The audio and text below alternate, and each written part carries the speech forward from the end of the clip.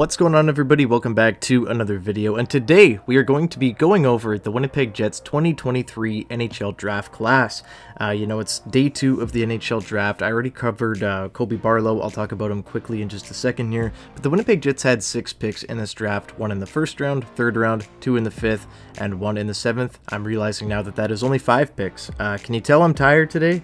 Yeah, but no, so the Jets, overall, kind of an underwhelming draft class, I'm not gonna lie. I really like the Colby Barlow pick and the fact that he's a goal scorer and everything. I think that he's gonna be a pretty good player in the NHL one day. I do think that he's a couple years out still.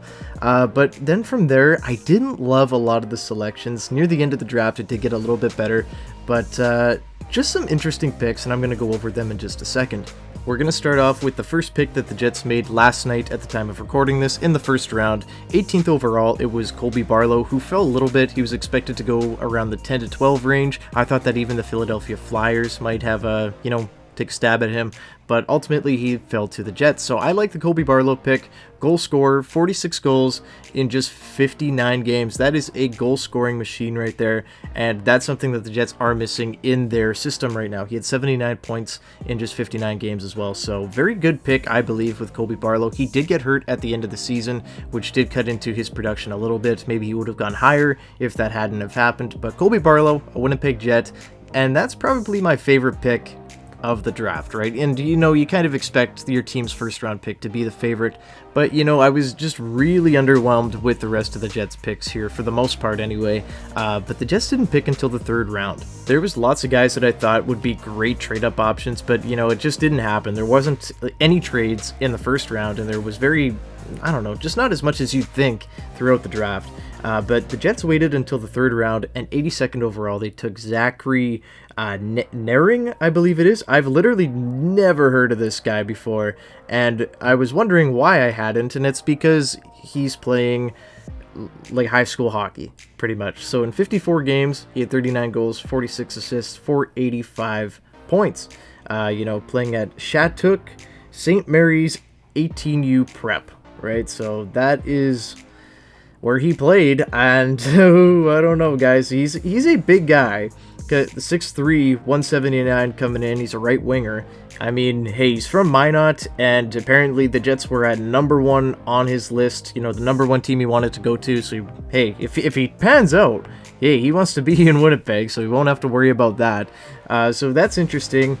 I don't know. It just seems like he's more of a project than anything. Just a lot of scouts had him ranked around, the 100 mark, maybe the 149 mark.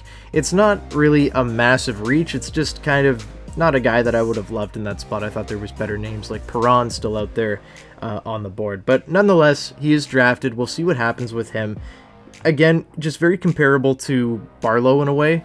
He's just a big guy that can put the puck in the net. Sneaky, playmaking ability. So we'll see what happens with him, but I think it's going to be a long time until we see him, get to the point where he could be pro-ready.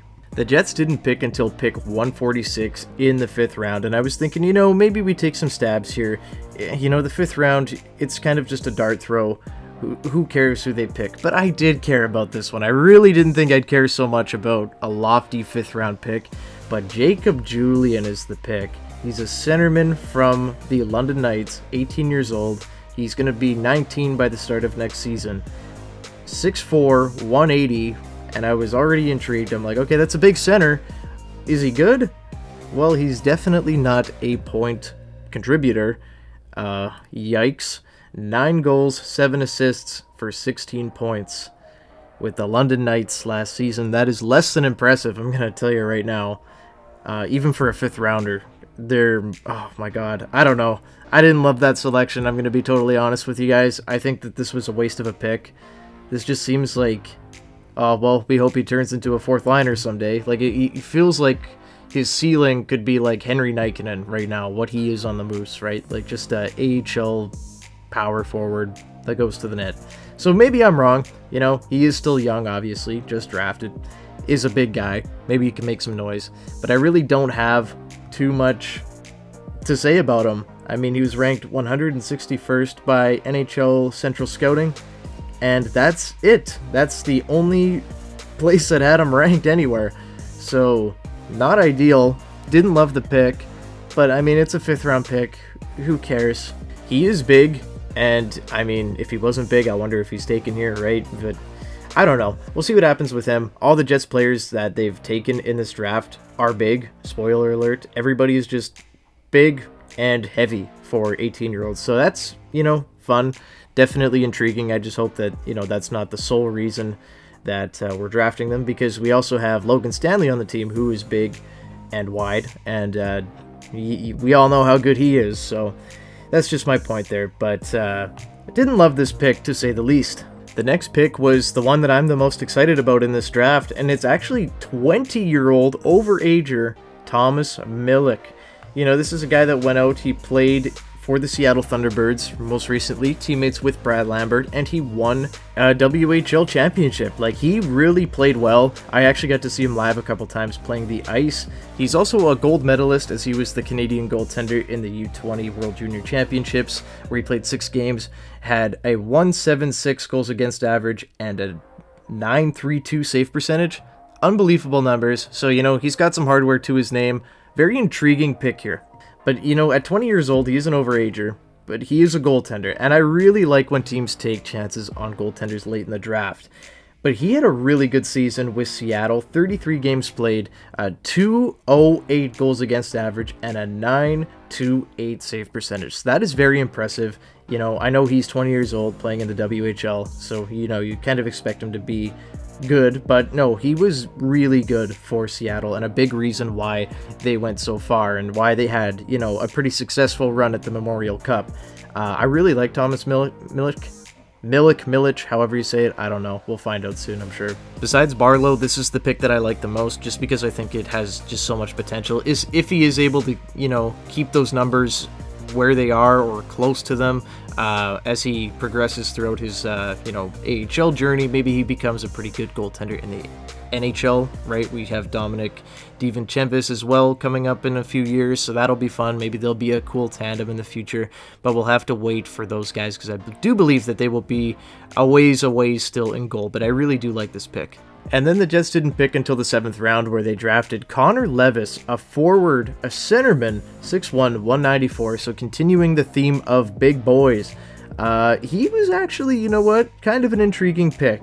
He's 18, turns 19 in October, but he might not be too bad, I think that he might be an alright centerman. Maybe we got a little bit of a steal here. Elite Prospects actually has him ranked at 63rd in the entire draft class, which I don't know about. NHL Central Scouting has him ranked at 75, and a lot of places have him around the 80s, early 100s, so projected to be more of a late 3rd, early 4th, mid 4th guy. So that's kind of fun. I don't know, maybe the Jets got a little bit of a steal here, and I'm going through his numbers, and I see that he's played 68 games with the Kamloops Blazers, where he put up 27 goals, 40 assists for 67 points. So that's a pretty good year. I mean, it's nothing like totally wild or anything, but if he does, go back to the dub next year and he puts up an 80-90 point year, I think that's definitely worth a look, right? He is going to be probably a project player here in the 7th round.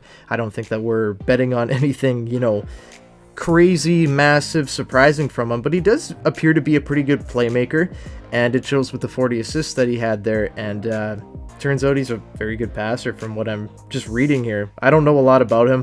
Full transparency, I don't know a lot about these players. I know the most about Thomas Milic, and that is about as much as I know about him, right? Just from watching him in the World Juniors and with Seattle. But Connor Levis, definitely a guy to keep an eye on. I do think that he could maybe be a little bit of a surprise. I'm going to be, trying to pay attention to those kinds of prospects this year a little bit more than I have in the past.